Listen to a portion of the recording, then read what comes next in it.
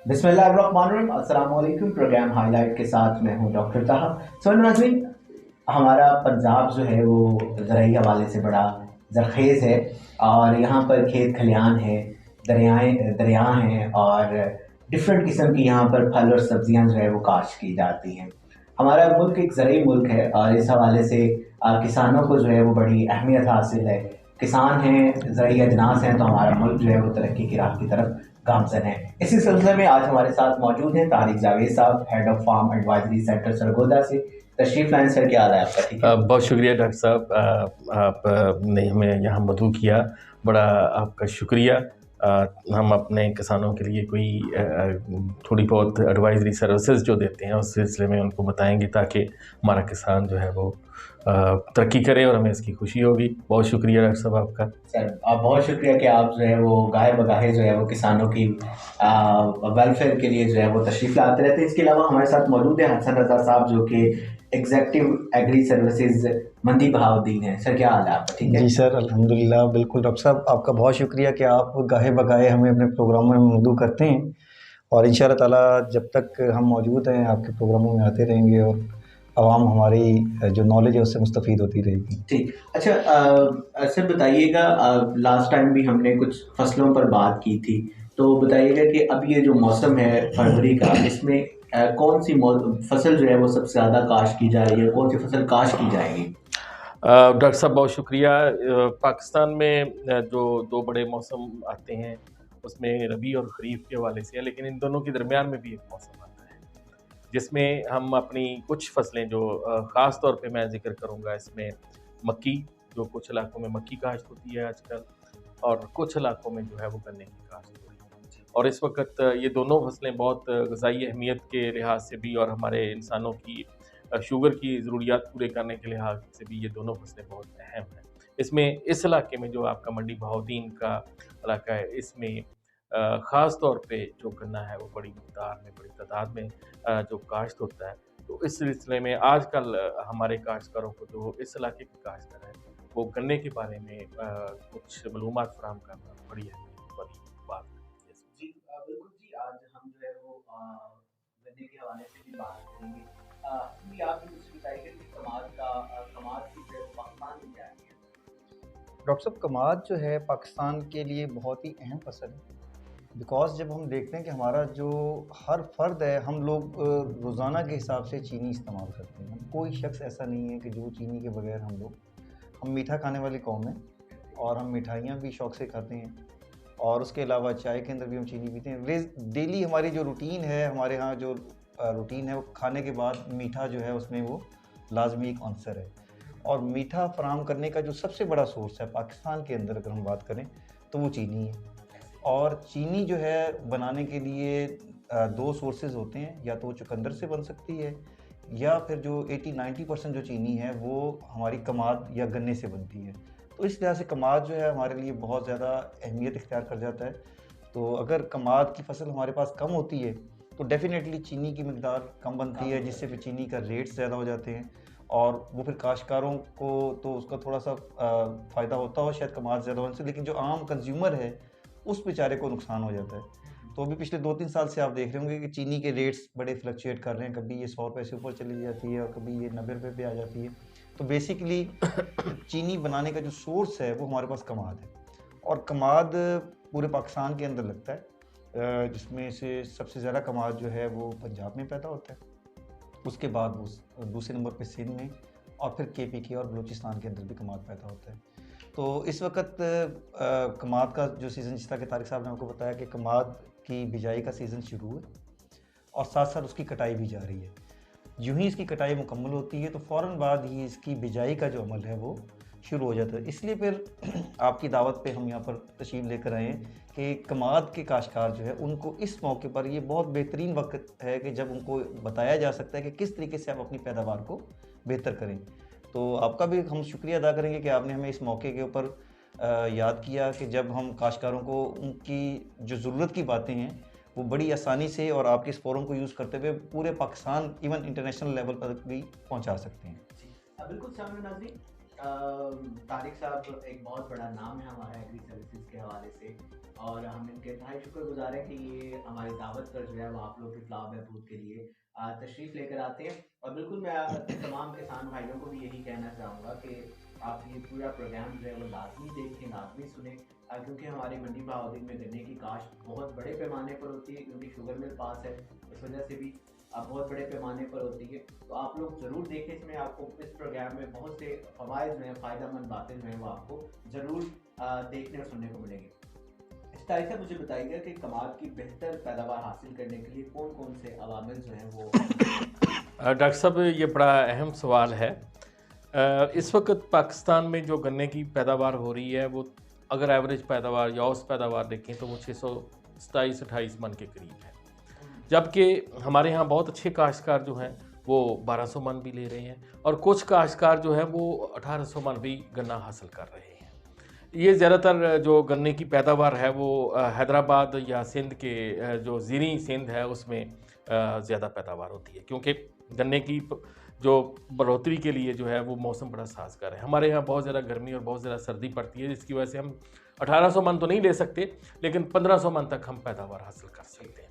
अगर हम इसको देखें तो 2-3 चीज़ें जो बड़ी अहमियत वाली हैं गन्ने की पैदावार में, उसमें मैं अगर बजाई से शुरू करूं तो हमारे काश्तकार जो है वो अगर अपनी ज़मीन में तैयारी के दौरान चीज़ल हल का इस्तेमाल करें तो उससे ये होगा कि ज़मीन गहराई तक जो है वो तैयार होगी, जिसकी वजह से गन्ने की जड़ें जो हैं वो आसानी से नीचे जा सकेंगी, और जो उसकी बुनियाद बेहतर हो जाए तो गन्ना बेहतर पैदावार दे सकता है। दूसरी चीज़ जो बड़ी अहमियत वाली है वो है गन्ने में बीज जो है वो आपने कितना डालना है फी एकड़ के हिसाब से। हमारे काश्तकार जो हैं, हमने बहुत सारी जगहों पे तजर्बात किए तो हमें पता चला कि वो बीज जो है उसमें बहुत सारी गफलत कर जाते हैं।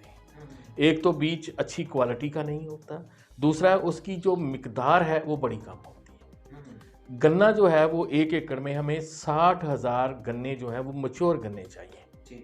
अगर हम उसका हिसाब लगाएं, अगर मैच्योर गन्ने का हिसाब लगाएं, तो अगर फ़र्ज़ कर लेते हैं कि ये गन्ना 3 किलो का भी है तो उसको अगर हम देखें तो 1800 मन पैदावार आसानी से आ सकती है। लेकिन हमारे पास मैच्योर गन्ने इतने होते नहीं। उसकी सबसे बड़ी वजह है कि बीज का मुनासिब मिकदार में नहीं होता।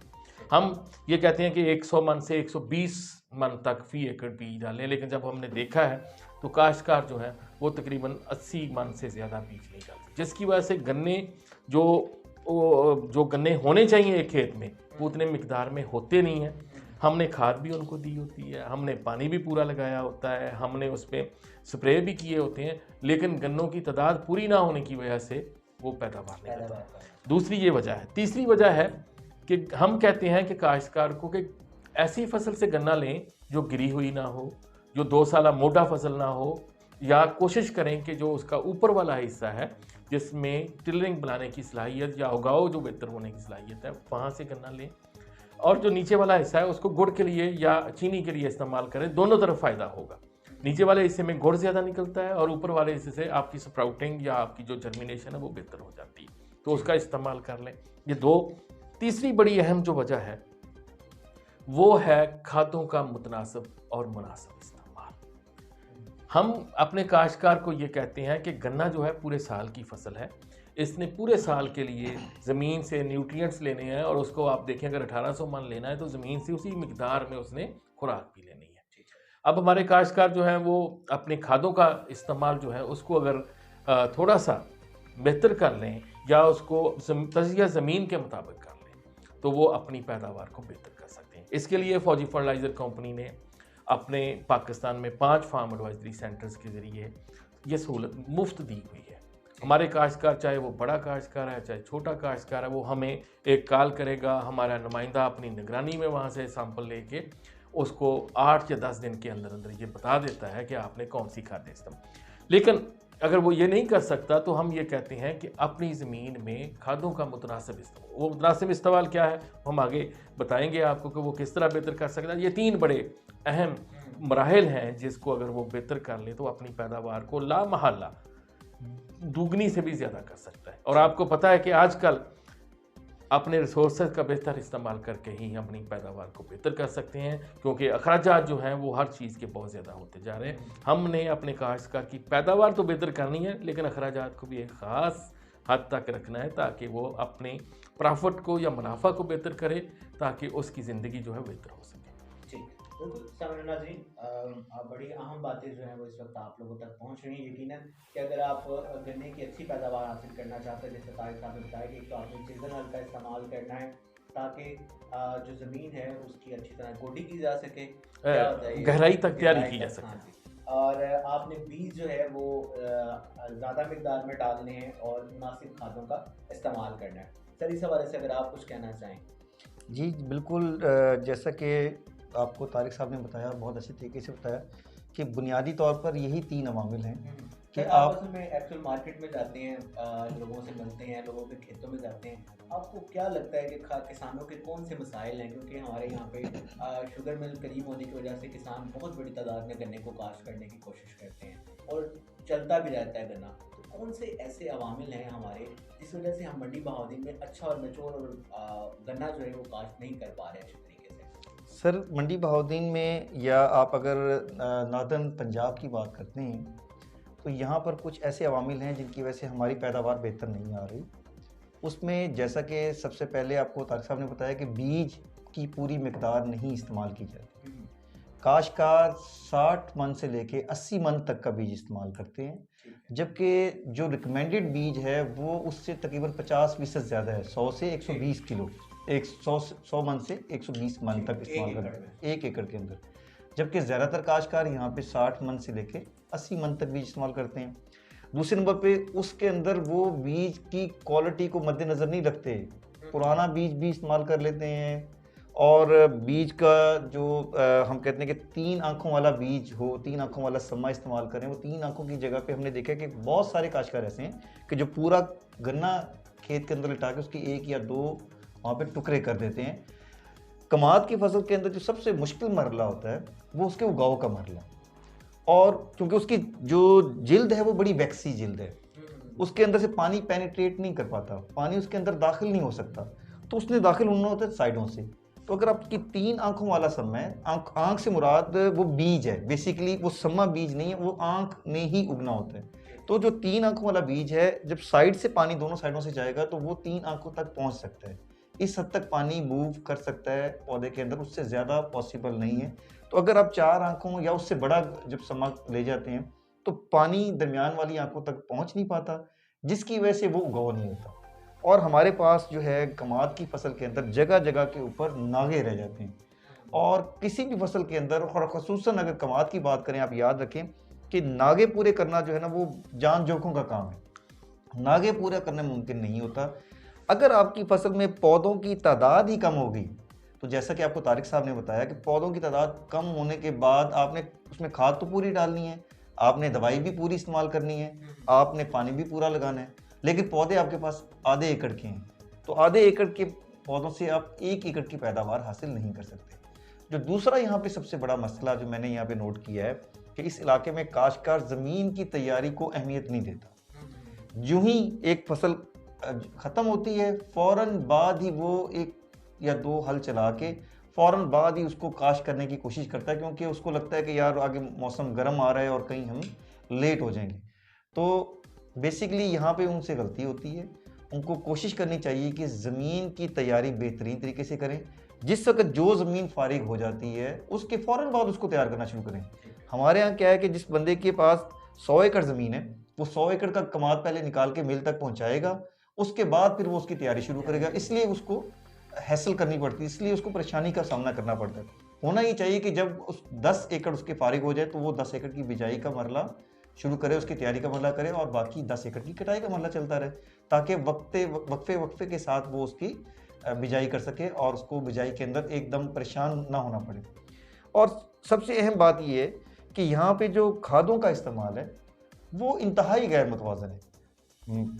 खादों के रेट्स ज़्यादा होने की वजह से, या फिर काश्तकार की जो मुआशी हालत के कमज़ोर होने की वजह से, कोई भी वजह उसमें ले लें, उसकी वजह से उसका जो ध्यान है वो ज़्यादातर फास्फोरसी खादों की बजाय पे नाइट्रोजनी खादों के बाद, वो यूरिया का इस्तेमाल को ज़्यादा तरजीह देते हैं। यहाँ पर ऐसे काश्तकार मौजूद हैं जो 8-8, 10-10 बोरी भी 1 एकड़ के अंदर इस्तेमाल कर रहे हैं, जबकि 4 से ज़्यादा की रिकमेंडेशन नहीं है। तो वो ज़्यादा जब इस्तेमाल करेंगे तो उसकी जगह पे वो फास्फोरस और पोटाशियम और जिंक और बोरान वाली जो खादें हैं वो इस्तेमाल नहीं करेंगे। तो जैसा कि तारिक साहब ने कहा कि हमने ये भी देखना है कि काश्तकार का खर्चा भी ज़्यादा ना हो, उसकी इकोनॉमिक्स को मद्देनज़र रख के हम उसको एक पूरा प्लान बना कर देते हैं कि ये आपका प्लान है, इसके मुताबिक अगर आपने 1200 मन पैदावार लेनी है तो आपने ये खाद डालनी है, अगर आप चाहते हैं कि 1500 मन लें तो आपको 1500 मन के लिए ये प्लान है, अगर आप 1800 मन पे जाना चाहते हैं तो ये प्लान है, और अगर आपने 600 मन लेनी है तो जो आप कर रहे हैं वो ठीक है। जाहिर बात है 600 मन तो आ रही है ना, वो हमारी एवरेज डिस्ट्रिक्ट की एवरेज 600 पौने 600 मन है, तो 600 मन के लिए उसको गाइडलाइन देने की जरूरत नहीं। लेकिन अगर वो अपनी पैदावार बढ़ाने के अंदर इंटरेस्टेड है, वो 1200 मन करना चाहता है, तो डेफिनेटली पूरा प्लान हम उनको करके देते हैं और उसका उनको फायदा भी होता है। जी बिल्कुल सामने नाज़रीन, ये गन्ने की ज़्यादा पैदावार एक तो आपको मुनाफे का बायस भी बनती है और बल्कि मुल्क की खुशहाली में भी आप एक अहम किरदार अदा कर रहे होते हैं। और सर आप बताइएगा कि कमाद की तैयारी के लिए तारिक साहब के कौन कौन सी चीज़ें ज़रूरी हैं, किन किन चीज़ों को देखना चाहिए और उसकी ज़मीन की तैयारी के लिए। और बिल्कुल सामने नाज़रीन आपसे भी गुजारिश करूँगा कि तारिक साहब बड़े अरसे से जो है वो FFC के साथ मुंसलिक हैं और अपनी सर्विसेज जो है वो दे रहे हैं। इनकी एक एक बात जो है वो आपके लिए सुनना है, तो ध्यान से सुनिएगा। जी सर। डॉक्टर साहब, जैसे हसन साहब भी बता रहे थे और मैंने भी पहले बात की है, सबसे अहम और बड़ा मरहला है ज़मीन की तैयारी वाला। इस तैयारी को हमारे काश्तकार इसमें सारे काम करते हैं, सिर्फ एक काम जैसे मैंने पहले कहा था, चीज़ल हल का इस्तेमाल ज़रूर करें। चीज़ल हल के मैंने पहले भी आपको फ़वाइद बताए थे कि अगर वो इस्तेमाल करता है तो उससे यह होता है कि ज़मीन की नीचे तह तक जो है वो पेनिट्रेशन हो जाती है जड़ों की, वहाँ से खुराक आसानी से ले सकता है। कभी गर्मी या सर्दी ज़्यादा होती है तो पानी अगर ना किसी जगह पे अवेलेबल हो या पानी ना मिल सका तो नीचे वाली जड़ों से भी, नीचे वाली ज़मीन में जो पानी स्टोर होता है वहाँ से वो पानी ले सकता है। एक तो ये काम बहुत ज़रूरी है जो कि हमारे अमूमन काश्तकार नहीं करते। दूसरा, ज़मीन की तैयारी के दौरान जो है एक चीज़ का इस्तेमाल बहुत ज़रूरी है, नामियाती मादा। ये क्योंकि पूरे साल के लिए फसल है तो उसके लिए उसका नरम, भुरभुरा और ऐसी ज़मीन बनाना ज़रूरी होता है जिसमें जड़ें आसानी से जा सकें, और पूरे साल के लिए उसने वहाँ पे गन्ने में रहना है। इमूमन उसके बाद तो मोटी फसल भी रखते हैं, 2 साल या 3 साल तक भी उसने चला, तो उसको 3 से 4 ट्राली जो है गली सड़ी, जिसको खाद हम ये गाय जो इसको गोबर वाली खाद कहते हैं, इसका इस्तेमाल ज़रूर करें। लेकिन ये इस्तेमाल बुझाई से 1 महीना पहला कर लेना चाहिए। 2 काम ये अगर अपना हमारा काश्तकार कर लेता है तो वो अपना आधे से ज़्यादा काम बेहतर कर सकता है। उसके लिए मैं एक चीज़ बार बार रिपीट करूँगा कि जो गोबर वाली खाद है उसका गला सड़ा होना ज़रूरी है। अगर हम कच्ची खाद डालेंगे जो कि अभी अभी आपने इकट्ठी की है और उसको खेत में डाल दिया, उसके नुकसानात बहुत ज़्यादा है। एक नुकसान तो उससे ये होता है कि फौरी तौर पे जब वो ज़मीन में जाता है तो उसमें जो बैक्टीरिया होते हैं अपने काम शुरू, जो वहाँ पे ऑलरेडी पहले ही खुराक बनी है उसको लेना शुरू कर देंगे। वो पौधे को मिलने की बजाय उन बैक्टीरिया को मिलना शुरू हो जाएगा, पौधे की खुराक में और कमी आ जाएगी। दूसरा काम ये होता है कि ये सेंक वाली बीमारी जिसको अडोई कहते हैं या जिसको दीमक कहते हैं, ये पैदा हो जाती है उसमें। हमने उसको भी रोकना है। उसके रोकने का बेहतरीन हल यही है कि हम उसको वहाँ पैदा ही ना होने दें, और उसके लिए आप जो खाद या गोबर वाली खाद इस्तेमाल है उसका गला सड़ा होना चाहिए। उसके बाद आपने चीज़ल हल चलाया है तो आपके आधे से ज़्यादा काम हो गए। बाकी सारे मराहल जो हैं वो हमारे काश्तकार कर रहे हैं। हम सिर्फ उन्हीं मराहल का जो बड़े टिपिकल हैं, जिनका पैदावार पे बड़ा सीधा असर है, सिर्फ उसी के बाद बाकी तो वो कल्टीवेटर भी चलाता है, सुहागा भी चलाता है। एक चीज़ हम और इसमें ऐड कर देते हैं कि बिजाई तैयारी से पहले वो एक तरह अपनी ज़मीन का लेज़र लेवलिंग ज़रूर करा लें ताकि पानी के अखराजात को या पानी की जो उसमें फ्राहमी है उसको बेहतर करिए। तो लेज़र के लिए गवर्नमेंट ने बहुत सारी स्कीमें दी हुई हैं, वो आप आसानी से अगर एक दफ़ा कर लें तो 3 साल के लिए काफ़ी होता है, लेकिन उससे आपकी 25 से 30% तक पानी की ज़रूरियात जो हैं वो कम हो सकती हैं। क्योंकि आपको पता है जो ज़मीन लेवल नहीं होती वो कहीं पे पानी ज़्यादा खड़ा हो जाता है, कहीं पे कम है, जिसकी वजह से ना सिर्फ पानी का ज़्यादा होता है बल्कि ज़मीन में उगाव और फसल जो है कहीं पे ऊंची रह गई तो वहाँ पे पानी नहीं जाएगा, कहीं नीची हो गई तो वहाँ पे ज़्यादा होगा तो उगाव भी मुतासर होता है। इसलिए 3 काम जो है वो बहुत ज़रूरी है: सीजल का चलाना, लेज़र लेवलिंग करवाना और गोबर वाली गली सड़ी खाद का 1 महीना पहले इस्तेमाल करना। ठीक, बहुत शुक्रिया तारिक साहब की जो मुस्तफ़ीद बातों से आप लोग भी मुस्तफ़ीद हो रहे होंगे और बिल्कुल बहुत से किसानों के लिए भी ये फ़ायदेमंद है। देखिए समीर नाज़रीन, आज के जदीद दौर में, जदीद टेक्नोलॉजी के दौर में भी अगर इन चीज़ों के इस्तेमाल से, इन सर्विसेज के इस्तेमाल से अगर हम अपनी गन्ने की फसल को अच्छी पैदावार ना हासिल कर सकें तो फिर यकीन कीजिए इसमें हम किसी को भी जो है वो ज़िम्मेदार नहीं ठहरा सकते। हम किसी खाद वाले को नहीं ज़िम्मेदार ठहरा सकते, हुकूमत पाकिस्तान को नहीं ज़िम्मेदार ठहरा सकते कि उन्होंने हमें सहूलियात फराहम नहीं की, कोई एटसेट्रा किसी और बंदे को भी ज़िम्मेदार नहीं हम लोग ठहरा सकते। जब हम इन चीज़ों का इस्तेमाल करेंगे तो जहाँ पर हमें हमारे मुनाफे में, किसानों के मुनाफे में जो है वो इजाफा होगा, उसके साथ साथ जो है वो मुल्क की खुशहाली के लिए भी बेहतर होगा। गन्ने के जो कमाद के बीज हैं उस हवाले से भी सर दोनों अहबाब ने आपको बता दिया है। सर मुझे बताइएगा कि कमाद में खादों के इस्तेमाल को किस तरह बेहतर किया जा सकता है? अच्छा, बहुत अच्छा सवाल है डॉक्टर साहब आपका। कमाद की फसल में ख़ुसूसन और बाकी फसलों में अमूमन खादों का जो गैर मुतवाज़न इस्तेमाल है वो हमारे पास। कमाद में मुझे सर सॉरी पहले बताइए कि कमाद में खादें कौन कौन सी इस्तेमाल किसान जी, कमाद के अंदर जो खादें इस्तेमाल होती हैं उसमें फास्फोरस वाली खाद है जिसका सबसे बड़ा सोर्स पाकिस्तान के अंदर डीएपी है। और अगर आप हमारी बात करें तो सोना डीएपी हम फराम कर रहे हैं और एफएफसी डीएपी फराम कर रहे हैं। और इस वक्त मुल्क में तकरीबन 62% जो मार्केट शेयर है वो हमारे पास फास्फोरस की खादों का मौजूद है। और इसी तरीके से जो नाइट्रोजन वाली खाद है, दूसरी खाद है जो पौधे को ज़रूरत होती है, उसके लिए हम सोना यूरिया के नाम से 3 ब्रांड्स दे रहे हैं, जिसमें सोना यूरिया प्रिल्ड है, सोना यूरिया नीम कोटेड है और सोना यूरिया ग्रैनुलर है। 3 किस्म की यूरिया खाद हम दे रहे हैं। इसी तरीके से पोटाशियम की जो खाद है, जो कि तीसरी सबसे अहम खाद है, उसके लिए हम SOP और MOP के नाम से आपको खाद फराहम कर रहे हैं। और काश्तकारों की फलाह बहबूद के लिए हमने 2 जो माइक्रो न्यूट्रिएंट्स हैं वो भी काश्तकारों तक पहुंचाने की लिए हम सरगर्म अमल हैं, जिसमें से एक सोना जिंक है और एक सोना बोरान है। तो ये 2 खादें भी हम फराहम कर रहे हैं। ये टोटल 5 खादें हैं जिनकी पौधों को ख़ुसूसी तौर पे कमाद की फसल को ज़रूरत आती है।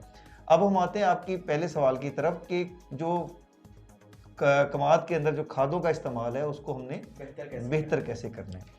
तो उसको बेहतर करने के लिए आपको सबसे पहले जो इम्पोर्टेंट है कि आपको पता होना चाहिए कि आप कौन सी खाद कब इस्तेमाल कर रहे हैं और कितनी मिकदार में इस्तेमाल कर रहे हैं और किस तरीके से इस्तेमाल कर रहे हैं। इसको हम कहते हैं 4R टेक्नोलॉजी, कि आपको पता हो कि खाद कौन सी इस्तेमाल करनी है, किस वक्त इस्तेमाल करनी है, कितनी मिकदार में इस्तेमाल करनी है और किस तरीके से इस्तेमाल करनी है। जब ये 4 चीज़ें आप बेहतर कर लेंगे तो आप अपनी पैदावार को बेहतरी की तरफ ले जाएंगे।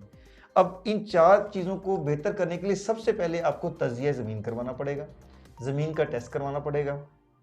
जो तज़किया ज़मीन की जो ये सहूलत है ये पूरे पाकिस्तान के अंदर फौजी फर्टिलाइज़र कंपनी बिल्कुल मुफ्त फराहम कर रही है और जब भी कोई काश्तकार चाहे वो हमसे रब्ता कर सकता है। हम ये सहूलत उनको बिल्कुल फ्री देते हैं। जैसे कि तारिक साहब ने बताया कि 8 से 10 दिन में उसकी रिपोर्ट भी हम शेयर कर देते हैं। तो तज़किया ज़मीन से हमें ये पता चलता है कि आप कमाद के अंदर 1200 मन पैदावार लेना चाह रहे हैं तो आपका हदफ 1200 मन है, उसके लिए खाद कुछ और मिकदार में चाहिए। लेकिन अगर आप चाहते हैं कि जी नहीं, अब मैं 1200 की जगह पे मैं 1500 मन लेना चाहता हूं, तो 1500 मन के लिए आपको थोड़ी सी एडिशनल खाद देनी पड़ेगी। और अगर आप 1800 मन लेना चाहते हैं तो उसके लिए आपको थोड़ी सी एडिशनल खाद देनी पड़ेगी, क्योंकि अगर आप ऐसा नहीं हो सकता कि आप 600 मन के लिए भी वही खाद दें और आप 1200 मन के लिए भी वही खाद दें और आप 1800 मन के लिए भी वो खाद दें। खादों को आपने उनकी ज़रूरत के मुताबिक इस्तेमाल करना है। फसल का जो आपका हदफ है, जो आपने टारगेट यील्ड रखी है, उसके मुताबिक खादों का इस्तेमाल करना है। और याद रखें कि सबसे पहले, जैसे कि आपको तारिक साहब ने बताया, कि ज़मीन के अंदर ऑर्गेनिक मैटर को बेहतर करने की ज़रूरत है। हमारा काश्तकार क्या करता है कि जब एक फसल ख़त्म होती है तो फौरी तौर पे उसकी जो बाकियात है उसको आग लगा दी जाती है। चावल की फसल ख़त्म करेंगे तो उसकी जो बाकियात है उसको आग लगा देंगे। अभी गंदम की फसल ख़त्म होगी तो आप देखेंगे हर जगह पे आग लगी होगी। कमाद की फसल के बाद भी लोग खोरी को आग लगा देते हैं। तो उसको खोरी को आग लगाने की बजाय अगर आप उसको दरमियान में उसी जो खेलियाँ उसके ऊपर बिछा देंगे तो पानी की भी कम ज़रूरत महसूस होगी और बीमारियों से भी फसल महफूज रहेगी और उसके साथ साथ ऑर्गेनिक मैटर की भी ज़्यादा मिकदार में इजाफा हो जाएगा। वो जो खोरी है उसके अंदर भी 1% पोटाश होती है, वो वापस खाद बन के पौधे को फ़ायदा देगी। तो ये सारा एक पूरा पैकेज डील है। पूरा पैकेज पे जब आप अमल करेंगे तो आप देखेंगे कि आपकी पैदावार जो है वो बेहतर होगी। लेकिन उसका जो मेन थीम है वो यही है कि आप मुतवाज़न खादों का इस्तेमाल का जो पहला टूल है वो आपका तजिया ज़मीन है। जब तजिया ज़मीन आपके पास मौजूद होगा तो फिर आपने समझे कि पहला स्टेप ले लिया है कि अब मैंने खादों का मुतवाज़न इस्तेमाल करना है।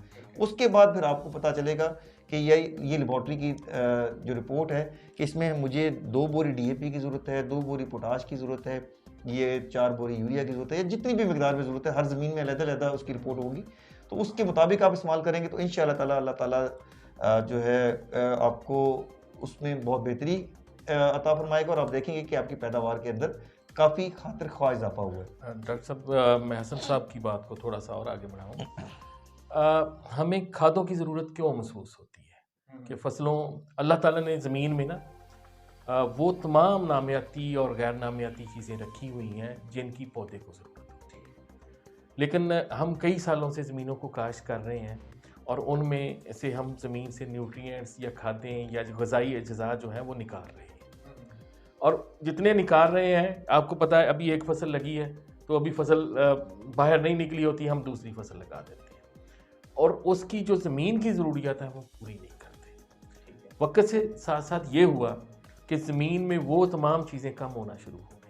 शुरू में ये थोड़ी मिकदार में कम थी, लेकिन जैसे जैसे वक्त गुजरता जा रहा है, ज़मीनें ज़्यादा काश्त हो रही हैं, बार बार वहाँ पे उनको हम सांस लेने का वक्त नहीं देते, तो वो और बढ़ती जा रही हैं। अब वो जब तक अज्जा जो हैं अल्लाह ताला ने ज़मीन में रखे हुए थे वो हम पूरे नहीं करेंगे, फसलों की पैदावार बेहतर नहीं होती।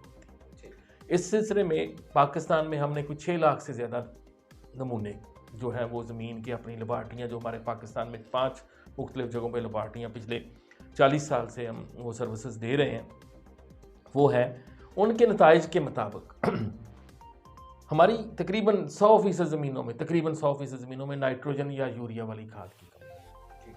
कोई 92-93% ज़मीनों में फास्फोरस या DAP वाली खाद की कमी है। कोई 50 से 52% ज़मीनों में हमारी पोटाश वाली खाद की कमी है। इसी तरह जो हमारे अज्जाए सगीरा में जो बोरान है वो तकरीबन 65% ज़मीनों में कमी है और जो हमारी जिंक है वो 85%, और ये कमी जो है हर साल बढ़ती जा रही है। अब जब तक हम ये कमी किसी खेत में पूरी नहीं करेंगे उस वक्त तक पैदावार बेहतर नहीं है। हमारे जो साइंसदान हैं वो कहते हैं कि पैदावार में बहुत सारे अवामल हैं, जिसमें बीज का अच्छा होना, ज़मीन की तैयारी होना, पानी का वक्त पे लगाना, ये सारे अवामल एक तरफ, सिर्फ खादों का मुतवाज़न इस्तेमाल एक तरफ, वो 50% तक पैदावार में इजाफा कर सकता है।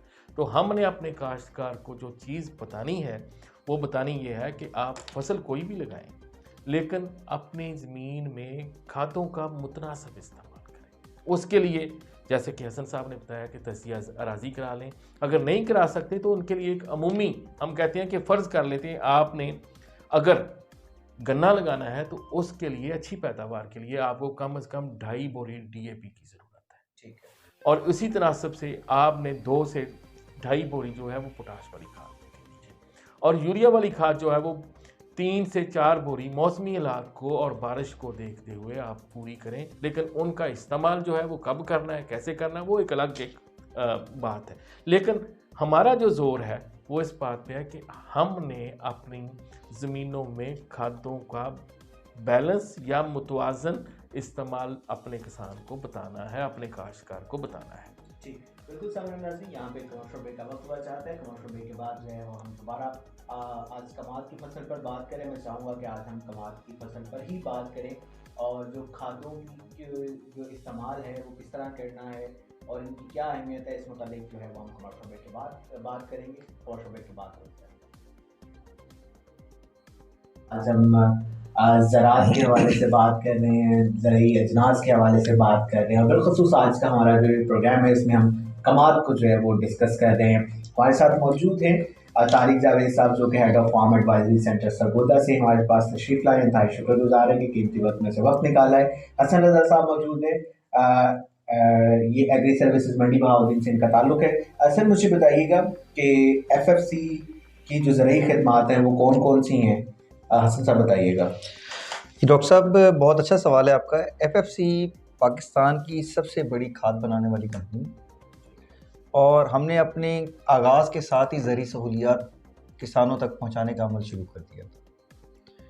बल्कि उससे भी 1 साल पहले हमारी जब पहला प्रोडक्ट मार्केट में आया तो उससे 1 साल पहले ही हमने इसका आगाज़ कर दिया था और अल्हम्दुलिल्लाह अब 40 साल से भी ज़्यादा का अरसा हो गया कि जब हम काश्तकार तक ज़रूरी सहूलियात पहुँचा रहे हैं। वो मुख्तलिफ़ किस्म की ज़रूरी सहूलियात हैं। हम उसमें फ़ोकस करते हैं इंडिविजुअल कॉन्टैक्ट मेथड को भी, ग्रुप कॉन्टैक्ट मेथड को भी और मैस कॉन्टैक्ट मेथड को भी। यानी कि 3 तरह की जो कम्युनिकेशंस होती हैं, फ़र्दर हम उसको डिस्कस करते हैं। इंडिविजुअल के अंदर हम फॉर्म विज़िट्स करते हैं, छोटी ग्रुप मीटिंग्स करते हैं, फार्मर के पास डेमोन्स्ट्रेशन प्लाट्स लगाते हैं जिनको हम नुमाइशी प्लाट कहते हैं। उसके अंदर हम ज़मीन की तैयारी से लेके फसल की कटाई तक तमाम के तमाम जो अवामिल हैं वो हम उसमें डिस्कस करते हैं और बेहतर पैदावार हासिल करके दिखाते हैं।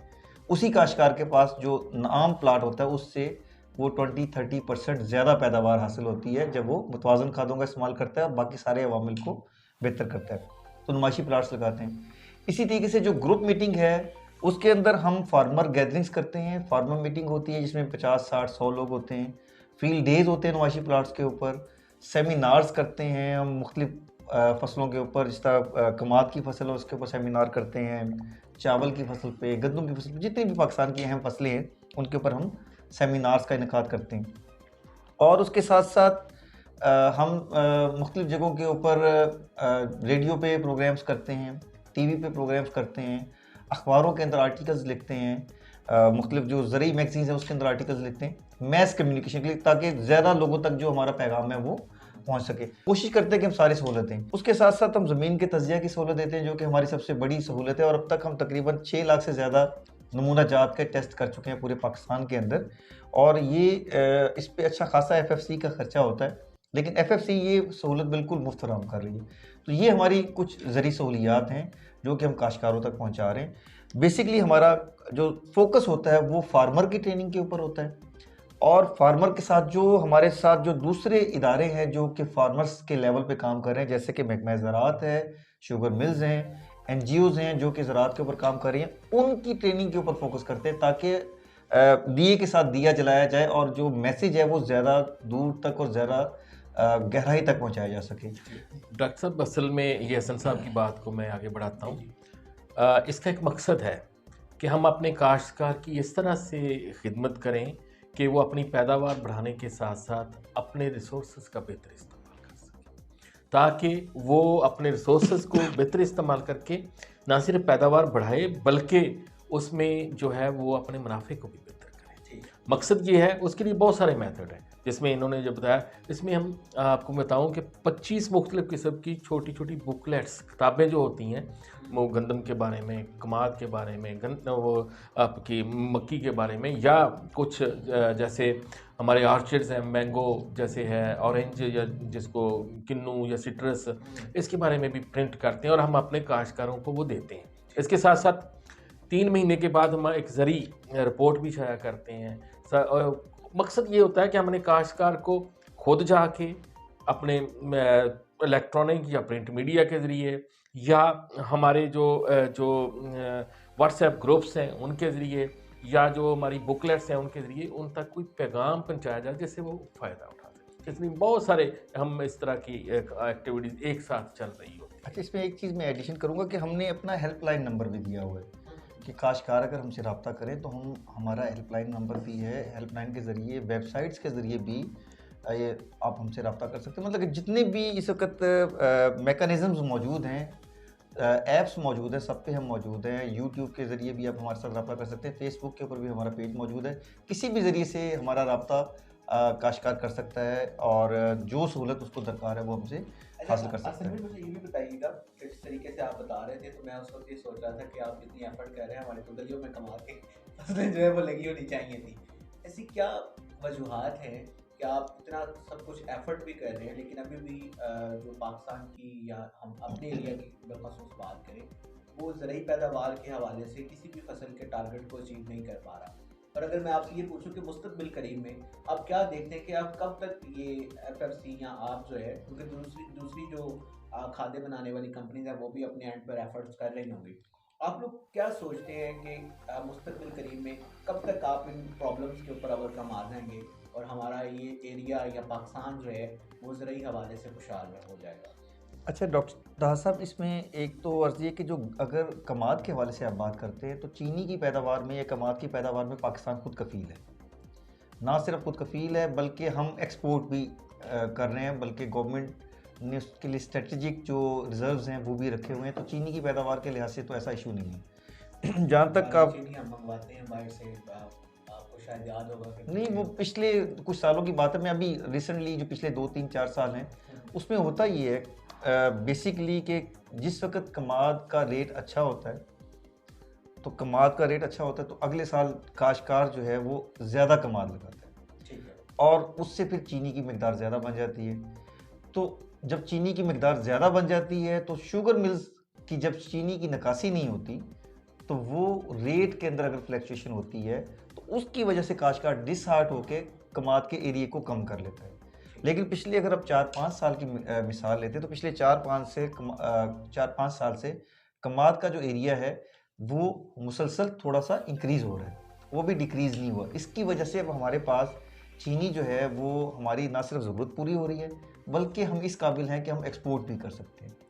जहाँ तक कि बाकी फसलों के हवाले से अगर सवाल किया जाए, ख़ुसूसन गंदम की फसल की बात की जाए, तो गंदम की फसल में हमने तकरीबन पिछले 3-4 सालों में कुछ $6 अरब के जो है ना हमने गंदम को इंपोर्ट की है। तो वो बात आपकी बहुत वैलिड है। उसको बेहतर करने के लिए जो चीज़ें जो स्टार्ट में हमने मीटिंग के स्टार्ट में आपसे ये बात हुई थी कि सबसे पहले बीज को बेहतर करना पड़ेगा, ज़मीन की तैयारी को बेहतर करना पड़ेगा, और तीसरे नंबर पे खादों के मुतवाज़न इस्तेमाल को बेहतर करना पड़ेगा। किसी भी फसल के अंदर अगर आप देखेंगे तो ये 3 चीज़ें अगर आप बेहतर कर लेंगे तो खुद ब खुद आपकी पैदावार बढ़ जाएगी। डॉक्टर साहब, असल में मसला ये नहीं है कि किस चीज़ की कितनी प्रोडक्शन है या नहीं है। मसला इस वक्त हमारे मुल्क में ये है कि हमने फ़ी एकड़ पैदावार को बढ़ाना है। अगर हम अपनी फ़ी एकड़ पैदावार गन्ना है, मक्की है या गंदम है या कोई और चीज़ है, हम बेहतर कर लेंगे तो इसी रकबे से हम अपनी पैदावार को बेहतर कर सकते हैं। फ़ी एकड़ पैदावार जो है उसको यील्ड हम कहते हैं कि उसको बेहतर कर सकते हैं। अगर हम वो बेहतर कर लेते हैं, अगर 2 मन भी हम गंदम जो 2.25 करोड़ एकड़ रकबे पे लगती है, अगर हम 2 मन भी बेहतर कर लें तो हम 4 करोड़ मन गंदम जो हमारे पास ज़्यादा होगी। अगर 4 करोड़ मन गंदम ज़्यादा है तो हम अपनी ज़रूरियात पूरी करने के बाद, बात तो बहुत छोटी सी लग रही है कि 2 मन करना है, लेकिन उसके लिए हमने अपने काश्तकार को जो ऑलरेडी बहुत मेहनत कर रहा है, हमने उसको थोड़ी बहुत अवेयरनेस या एजुकेशन या उसको हमने बताना है नई टेक्नोलॉजी, खादों का जैसे मुतवाज़न आप और मैं यही काम कर रहे हैं ना इस वक्त, तो इस तरह के बहुत सारे और काम करने की ज़रूरत है। तो मैं चाहूँगा कि हमारे काश्तकार जो हैं वो अगर अपनी खादों का ही मुतवाज़न इस्तेमाल कर लें तो उससे ही ना सिर्फ मुल्क को बेहतर फ़ायदा होगा बल्कि खुद भी मुनाफा हासिल करेंगे। बिल्कुल साहब नाज़रीन, मैं ज़्यादा से सवाल इसलिए पूछ रहा हूँ ताकि आप तक जो है वो आगाही जो है वो ज़्यादा से ज़्यादा पहुँच सके। सर मुझे बताइएगा कि ज़मीन की तज्ज़िये की क्या अहमियत है और इस हवाले से FFC जो है वो क्या सोच रहा है? अच्छा, ये बड़ा अहम सवाल है। मेरा ख्याल था ये आप सवाल पहले ही पूछ लेते तो बेहतर था। जी, मैंने पहले भी आपको अर्ज़ किया था कि ज़मीन में अल्लाह ताला ने बहुत सारे अज्ज़ा रखे हैं। उन अज्ज़ा में कुछ चीज़ें कम हो चुकी हैं वक्त के साथ साथ, क्योंकि हम हर साल उनमें फसलें लगा रहे हैं और जो फसलें हैं वो उनमें से अज्ज़ा अपने अंदर लेके जज़ब करके वो हमें प्रोडक्शन की सूरत में देती हैं। हम एक फसल छोड़ते हैं उसके बाद फौरी तौर पे दूसरी फसल लगाते हैं, तो उन अज्ज़ा की कमी हो चुकी है। अब उस कमी को हम ज़मीन को देख के तो पता नहीं चल सकता, तो उसके लिए लेबॉर्ट्रीज़ है। वो लेबॉर्ट्री से आप अपनी ज़मीन का जो है वो तज्ज़िया करवाएं तो आपको एग्जैक्ट पता चल जाएगा इस ज़मीन में या किता अराज़ी में किस चीज़ की कितनी कमी है। उसके लिए फौजी फर्टिलाइज़र कंपनी 1986 से अपने काश्तकारों को जो है वो सहूलियात मुफ्त में दे रही है और वो सहूलियात इंशाल्लाह हम आगे भी जारी रखेंगे। उसमें हमें नहीं होता कि काश्तकार बड़ा है छोटा है, हमारे लिए सारे काश्तकार काबिल एहतराम हैं और हम उनको ये सहूलियात देते हैं। उसके लिए हमारी एक लेबॉर्ट्री जो है इस वक्त आपके इलाके में सरगोधा में मौजूद है, दूसरी लेबॉर्ट्री हमारी शेखुपुरा में है, तीसरी जो लेबॉर्ट्री है वो मुल्तान में, इसी तरह रहीम यार खान में और हैदराबाद में है। तमाम उन जगहों पे है जो पाकिस्तान की ज़री पैदावार के लिहाज से बड़े अहम, तो उसमें आपने काश्तकार को वहाँ जाने की ज़रूरत भी नहीं है। वो हमारे कुछ हेल्पलाइन नंबर मैं आपको बताऊंगा और जैसे कि हसन साहब ने पहले भी बताया, या हमारे डीलर साहिबान जो पाकिस्तान में हैं, थ्रू आउट पाकिस्तान में 3500 हमारा डीलर है, उनके ज़रिए या हमारी वेबसाइट जो सोना के नाम से या फौजी फर्टिलाइज़र के नाम से आप करेंगे तो वेबसाइट से भी मिल जाएगा। उसमें हमारे तमाम अफसरान के नंबर भी दिए होंगे। ये सहूलत जो है वो हम उसकी बुनियाद पे अगर अपना किसान जो है वो अपनी खाद का इस्तेमाल करता है, वो ना सिर्फ अपने पैसे बचा सकता है, पैसे इस तरह बचा सकता है कि जिस चीज़ की जिस खाद की ज़रूरत नहीं है वो ना डाले, सिर्फ वो खाद डाले जिसकी ज़रूरत है। तो उससे उसकी पैदावार भी बेहतर होगी और उसके जो अखराजात हैं उसको भी कमी होगी। तो पैदावार बेहतरी होने से उसकी आमदनी बेहतर होगी और अखराजात अगर तो अल्टीमेटली हमारा मकसद है उसकी प्रॉफिट को बेहतर करना, उसके मुनाफा को बेहतर करना। अगर मुनाफा बेहतर होता है तो उसका ज़िंदगी बेहतर होगी, आसान होगी, उसके अपने बच्चों के लिए जो ग़िज़ा है या अपने बच्चों की तालीम है वो बेहतर तरीके से कर। तो बुनियादी हैसियत हासिल है हमारे ज़मीन के तजिया को, और ये सहूलत गवर्नमेंट भी दे रही है, लेकिन फौजी फर्टिलाइज़र कंपनी अपने सारे पाकिस्तान के किसानों को ये सहूलत मुफ्त में दे रही है। जी बिल्कुल। सामने नाज़रीन, तारिक साहब जो है वो head of farm advisory centre Sargodha से तशरीफ़ लाए हैं, और अगर आप ये प्रोग्राम जो है वो हम तकरीबन हर माह जो है वो टेलीविज़न से भी नशर करते हैं, रेडियो पर भी होता है। तो आप हमारी किसी भी जगह पर अगर कोई आपको कोई सवाल पूछना है, कोई काउंटर सवाल पूछना है या कोई और आपके जहन में या कोई मसला है तो वो आप हमसे ज़रूर पूछ सकते हैं, और हम आपका जो सवाल है वो तारिक साहब से ज़रूर पूछेंगे। कोई परेशानी है या कोई मामला है तो वो भी तारिक साहब से वो बेहतर तरीके से आपका हल करवा सकते हैं, खादों के मुतालिक, ज़मीन के तजिए के मुतालिक, ताकि आपकी फसल जो है वो बेहतर हो सके। तारिक साहब मुझे बताइएगा फास्फोरस की क्या अहमियत है और जो सोना DAP है वो क्या फसल को फ़ायदा है? अच्छा, ये बड़ा अहम सवाल है। मैंने अभी आपको बताया कि हमारी तकरीबन 92-93% ज़मीनों में ना फास्फोरस वाली खाद की कमी हो चुकी है। फास्फोरस के 3-4 बुनियादी काम हैं जो पौधे में वो करता है। पहला तो है कि ये जड़ जो है उसके लिए ये उसको हेल्थी रखना, उसको लंबा करना, उसको बेहतर करना। दूसरे नंबर पे इसका जो काम है वो है पौधे को जो है उसमें जो दाना होता है उसके वज़न को बड़ा करना। तो ये 2 काम इसके बड़े अहम।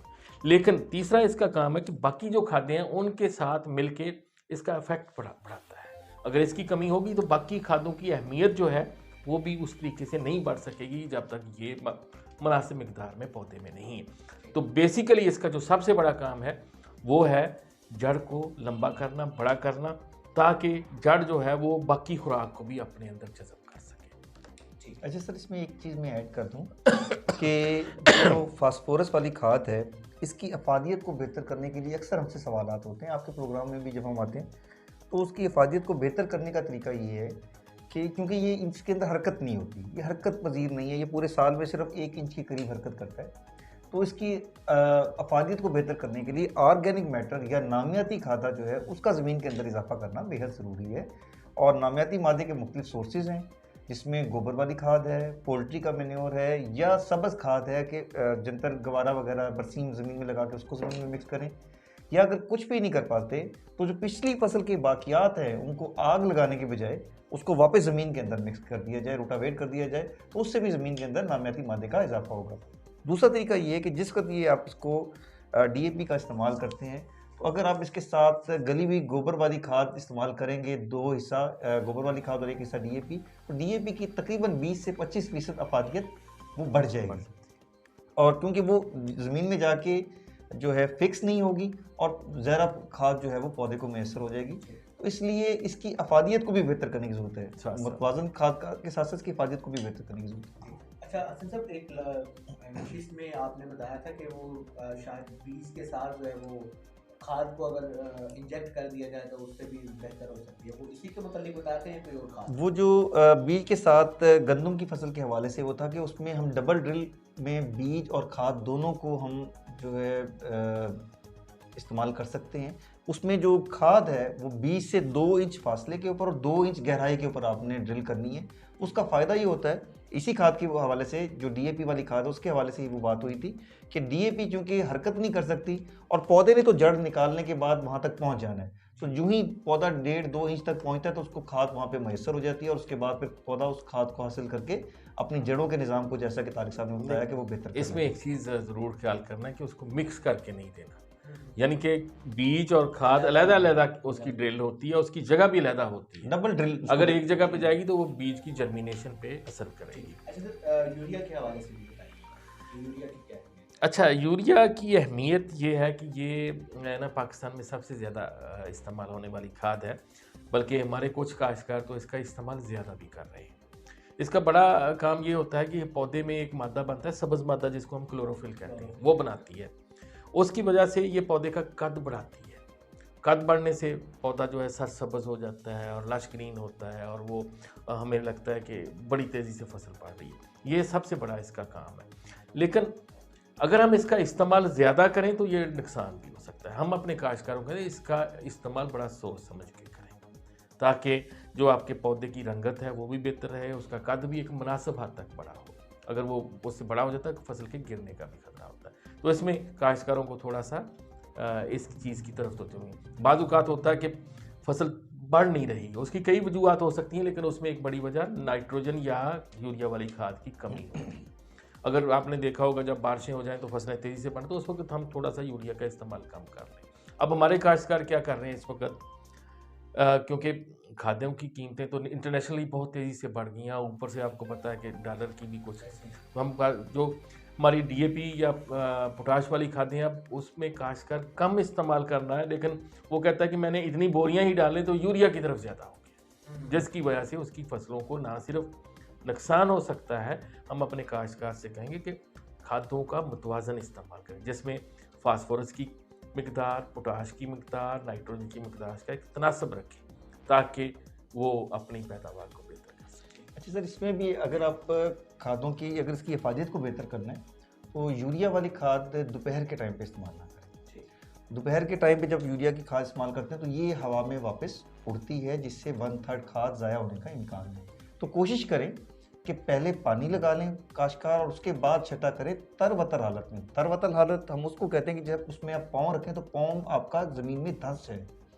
अगर आपका पाँव ज़मीन में धंस जाता है तो समझ जाएं कि तरबतर हालत है, उसमें यूरिया का बेहतरीन रिजल्ट हासिल होता है।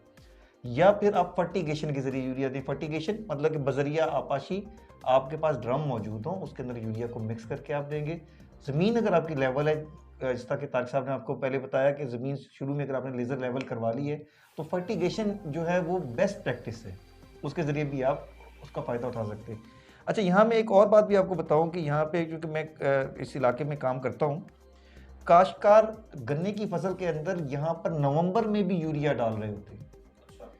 तो उसका कोई फ़ायदा नहीं उसको यूरिया डालने का। यूरिया या बाकी खादें आपने अगस्त के एंड तक या लेट होने की सूरत में 15 सितंबर तक आपने उसको मुकम्मल कर लेना है। उसके बाद यूरिया की या किसी और खाद की उसको ज़रूरत नहीं है, उसको पानी मुनासिब मकदार में देने की ज़रूरत है। यहाँ पर क्या होता है कि हम यूरिया का इस्तेमाल लेट शुरू करते हैं, क्योंकि सितंबर में गन्ना गिर जाता है, तो लोग कहते हैं कि यार सितंबर में जब वो हवाएं चल पड़ेंगी और वो हवा गुजर जाएगी उसके बाद हम यूरिया डालेंगे। उसकी वजह से हमारा गन्ना कच्चा रहता है और हमारा गन्ना में से चीनी भी कम मिकदार में बनती है और उसके गिरने के चांस भी ज़्यादा होते हैं। तो ये वाला पॉइंट जो है काश्तकार ज़रूर अपने जहन में रखें कि अगर आपने फरवरी के अंदर गन्ने की काश्त की है तो मार्च की 15 तारीख के बाद आपको उसमें पहली यूरिया का इस्तेमाल करना है। ठीक है। और जो सोना डीएपी है वो स्टार्टिंग में, सोना डीएपी आपने बिजाई के वक्त पे इस्तेमाल ठीक करना है। है। ठीक। अच्छा सर, मुझे बताइएगा पोटाश की क्या ज़रूरत है और उसका क्या फ़ायदा है? अच्छा, जैसे कि हसन साहब ने भी आपको पहले बताया कि तमाम अज्जाए खुराक हर एक की अपनी एक अहमियत है। ऐसे इसी तरह पोटाश जो है ये सॉरी गन्ने में ख़ास तौर पे ये गन्ने में मिठास को बेहतर करती है। गन्ने पे जो कीड़े मकोड़े बीमारियां हमला करती हैं उसके ख़िलाफ़ क़ुव्वत मुदाफ़त रखती है। गन्ने में ये ख़ास तौर पे गन्ने को गिरने से बचाती है। और जो गन्ना है उसको अगर आप ये जो आपकी पोटाश है, अगर हम इसको सब्जियात में या किसी और जगह इसमें तो शेल्फ़ लाइफ को बढ़ाती है, उसकी रंगत को बेहतर करती है, उसकी खुशबू को बेहतर करती है। तो ये इसके बहुत सारे काम हैं, लेकिन एक इसका और बहुत बड़ा काम है, ये जितनी एनर्जी या खुराक होती है वो जड़ से पौधे के फल या जो आपकी उसके दाना है वहाँ तक ले के जाने में ये ट्रांजैक्शन का अमल करती है। तीसरी, ये पौधे में छोटे छोटे अज्जा होते हैं जिसको हम स्टोमेटा कहते हैं, उनको खुलना या बंद होना, पानी कितना खारिज होना है कितना कम होना है, ये कंट्रोल करता है। तो इसकी वजह से पौधे में इसकी बहुत ज़्यादा अहमियत है। इसके बगैर मैं समझता हूँ कि बाकी खादों की अहमियत बेहतर नहीं हो सकती, इसलिए इनका इस्तेमाल जो है, पोटाश का इस्तेमाल हर फसल में मुनासिब मिकदार में तजिया ज़मीन की रोशनी में ज़रूर करना चाहिए। ठीक हो गया। अच्छा सर, यहाँ पर जी, यहाँ पर ये मैं चीज़ बता दूँ कि जो पोटाश है, जो मीठी फसलें हैं या सब्जियात हैं, जैसे कि कमाद की फसल के हवाले से बात कर रहे हैं, इसमें इसकी इम्पोर्टेंस यूरिया के बराबर है। जितनी मिकदार में यूरिया की ज़रूरत है, तकरीबन उतनी ही मिकदार के अंदर फसल को पोटाशियम की ज़रूरत है। लेकिन हमारा जो काश्तकार है वो इसके इस्तेमाल की तरफ बिल्कुल भी तवज्जो नहीं देता। और अगर पूरे मुल्क की आप एवरेज की बात करते हैं तो पूरे मुल्क में हमारे पास इस वक्त तकरीबन 200 ग्राम के करीब जो है वो पोटाशियम का इस्तेमाल होता है, तमाम तर कोशिशों के बावजूद, फी एकड़ के हिसाब से। अच्छा, मुतवाज़न खादों के इस्तेमाल के लिए जो एक असूल होता है उसमें ये होता है कि अगर आप 1 बोरी DAP इस्तेमाल कर रहे हैं तो उसके अगेंस्ट आप 2 बोरी यूरिया इस्तेमाल करें और हाफ बोरी पोटाशियम का इस्तेमाल करें। ये है मुतवाज़न खादें। हमारे यहाँ क्या है कि हमारे यहाँ 1 बोरी अगर काश्तकार DAP इस्तेमाल करते हैं तो उसके अगेंस्ट तकरीबन 4 या 4.25 बोरी जो है वो यूरिया का इस्तेमाल हो रहा है और पोटाश का इस्तेमाल जो है सिर्फ 200 ग्राम। तो वो इंतहाई गैर मुतवाज़न इस्तेमाल हो रहा है, जो कि बार बार हम कहते हैं कि जो हमारी जो फसल के अंदर सबसे जो मेन वजह है पैदावार के अंदर कमी की, वो खादों का गैर मुतवाज़न इस्तेमाल है।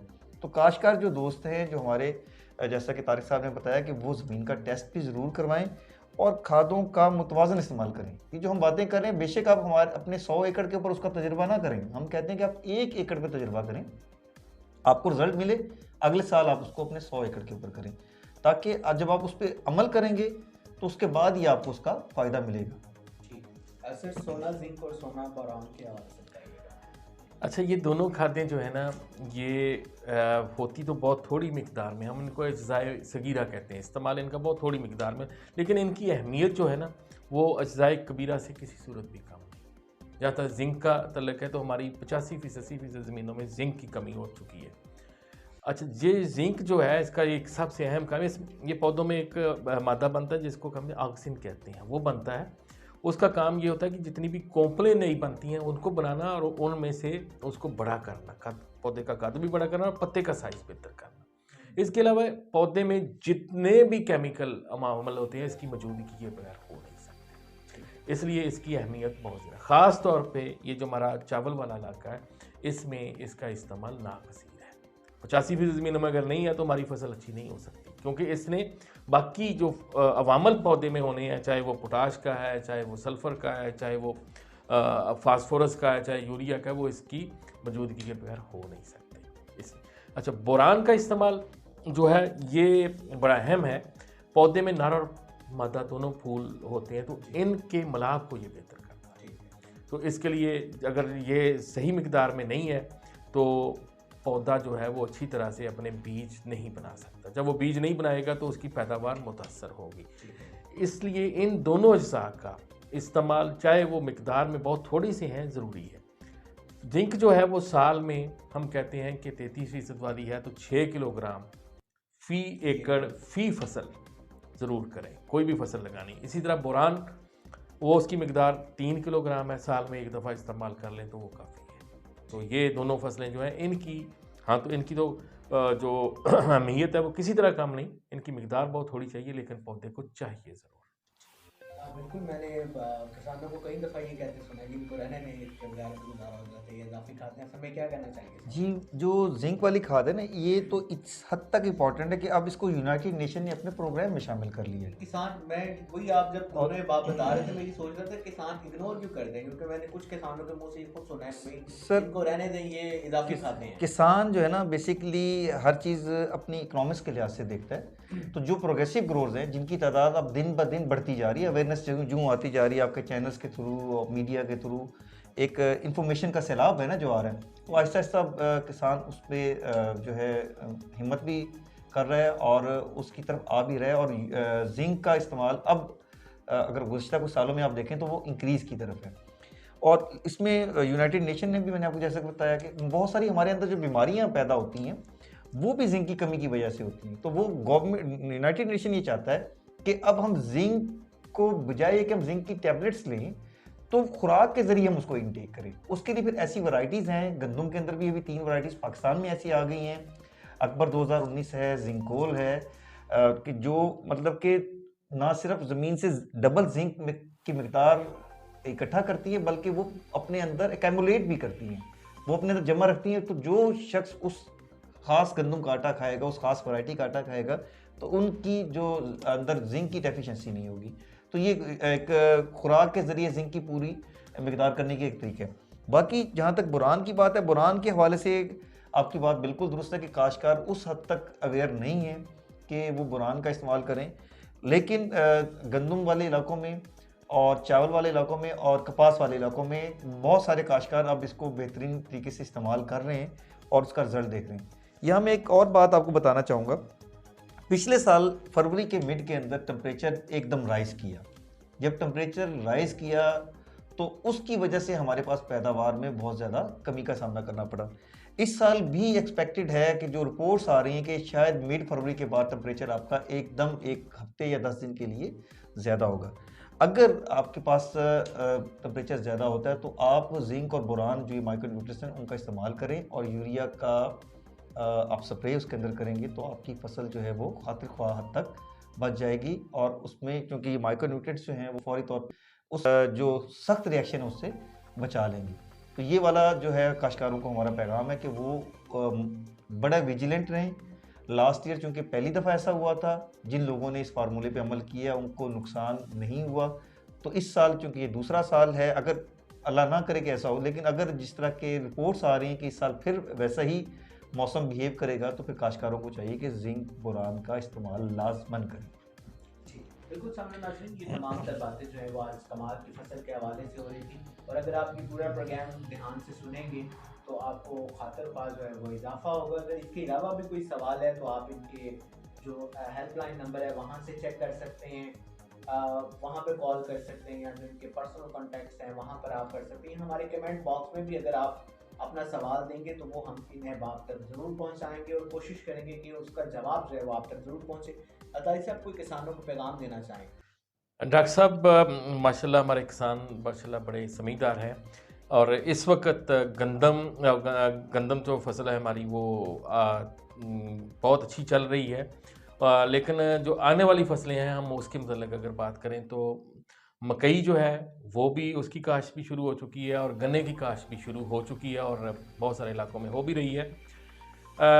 आप सब लोगों, मैं काश्तकारों को ये कहूँगा कि अपने जो इनपुट्स हैं ख़ास तौर पे खादें जो हैं जिसमें पोटाश, जिंक, बोरान और डीएपी वाली खाद है, इस वो पे इंतज़ाम कर लें।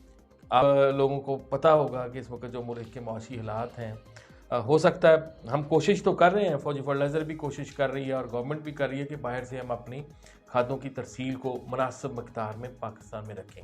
लेकिन कुछ हालात ऐसे हैं कि इस वक्त जो खादें अवेलेबल हैं वो अगर हमारे काश्तकार जो है उनका वक्त पे उनको ख़रीद के अपना इंतज़ाम जो है बंदोबस्त कर लें और अच्छे तरीके से अपने पास रखें ताकि उनको कल काश्त के वक्त कोई प्रॉब्लम ना हो। तो इस वक्त आपने अपने रिसोर्सेज को इस्तेमाल करके खादों को अपने पास महफूज कर लें ताकि जो अब बुआई के वक्त उसको इस्तेमाल किया जा सके। तो क्योंकि महदूद मकदार में ये चीज़ें अवेलेबल हैं, अगर वो अपने पास रख लेंगे तो वो उनको बेहतर तरीके से इस्तेमाल करके अपनी पैदावार को, अपनी काश्त को बेहतर कर सकें। जी हसन भाई, आपको पैगाम देना है? अच्छा सर, पैगाम ये है कि सबसे पहले तो ये कि अपनी खादों का मुतवाज़न इस्तेमाल के लिए ज़मीन का तजिया ज़रूर करवाएं। और दूसरा, जिस तरह के तारिक साहब ने कहा कि डीएपी की आइंदा आने वाले दिनों में अगर इंपोर्ट नहीं होती तो उसकी कमी होने के चांसेस हैं। तो काश्तकार जो अच्छे ग्रोर्स हैं जिनके पास पैसा, क्योंकि कमात के काश्तकार के पास इस वक्त पैसा मौजूद है, शुगर मिल्स जो हैं वो हफ्ते में 10 दिन के अंदर पेमेंट्स कर रही हैं, तो वो अपनी जो अगली फसल की ज़रूरियात हैं उसके मुताबिक डीएपी खाद का बंदोबस्त करके रखें। और उसके बाद मैं आपको ये भी बता देता हूँ कि कमात की फसल में अगर आप 1200 मन या उससे ज़्यादा पैदावार हासिल करना चाहते हैं तो कम से कम आपको 2 बैग डीएपी खाद के इस्तेमाल की ज़रूरत है। अगर आपने तजिया नहीं करवाया, तजिया करवाएंगे तो फिर तो आपको अपनी ज़मीन का हालत का पता लग जाएगा। लेकिन जनरली इसमें 2 से 2.5 बैग हम कहते हैं कि डीएपी, सोना डीएपी खाद का आपने इस्तेमाल करना है। और वो करना है कमाद की काश्त से पहले। खेलियां बनाने के बाद समय रखने से पहले आपने नीचे खाद का इस्तेमाल करना है, उस पर थोड़ी सी मिट्टी डाल के फिर आपने उसको समय रखने हैं। और उसके बाद जो है उसी के साथ आपने हाफ जो डोज है वो पोटाश की भी इस्तेमाल करनी है। अगर 2 बैग पोटाश आपकी ज़मीन में निकलते हैं तो 1 बैग पोटाश, या अगर आप 1 बैग आपकी ज़मीन में कमी है तो आपने आधा बैग उसका जो भी डोज है उसकी हाफ डोज आपने पोटाशियम की वो DAP के साथ आपने उसके समय रखने से पहले देनी है। और इसी तरीके से अगर जिंक और बोरान की भी कमी है तो वो भी आपने कोशिश करनी कि उस वक्त आप उसको दे दें। बाकी रह जाएगा आपका यूरिया और आधा पोटाश। यूरिया आपने फसल का गौ मुकम्मल होने के बाद तकरीबन 1 महीने के बाद आपने उसको पहला यूरिया देना है, और फिर उसके बाद फिर महीने सवा महीने के बाद दूसरा यूरिया देना है, और फिर महीने सवा महीने के बाद तीसरा यूरिया देना है। जब तीसरा यूरिया दें उसके साथ आपने उसको मिट्टी भी चढ़ानी है, और मिट्टी चढ़ाने के साथ साथ पोटाशियम वाली खाद जो बकाया आधी रह गई थी वो भी आपने इस्तेमाल करनी। ये पूरी टेक्नोलॉजी है, आप इसके ऊपर अमल करें। मैं आपको यकीन दिलाता हूँ कि आप जो भी पैदावार ले रहे हैं इस वक्त उसके अंदर 25 से 30% गारंटी आपकी पैदावार के अंदर इजाफा होगा। बिल्कुल सामने नाज़रीन, प्रोग्राम हाईलाइट का वक्त खत्म हुआ चाहते हैं। इंशाल्लाह अगली नशिस्त में किसी नई फसल के साथ कुछ नई आपके सवालात के साथ हम लोग हाजिर होंगे। तब तक अपना ख्याल रखिएगा। अल्लाह हाफ़िज़।